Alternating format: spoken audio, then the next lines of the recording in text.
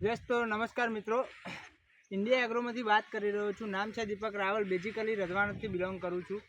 એક સરના આપણે એક પ્રોડક્ટ સજેસ્ટ કરી હતી મોહસિન સર દ્વારા, અને એમને લીધું અને એમને બહુ બેસ્ટ રિઝલ્ટ મળ્યું છે.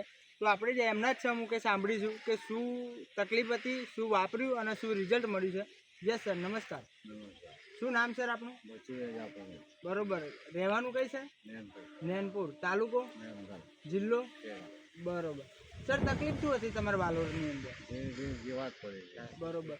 જોઈ શકો છો મિત્રો કે એમની વાલોરની અંદર ઝીણી ઝીણી જીવાત પડી હતી. અને જીવાત પડી તો તમે શું વસ્તુ વાપર્યું હતું એના માટે? પહેલાં જે કોઈ બહારની પ્રોસેસ કરેલી? બરોબર. એના પછી મોહસિનભાઈ મળ્યા તો એમને શું વસ્તુ આપી તમને?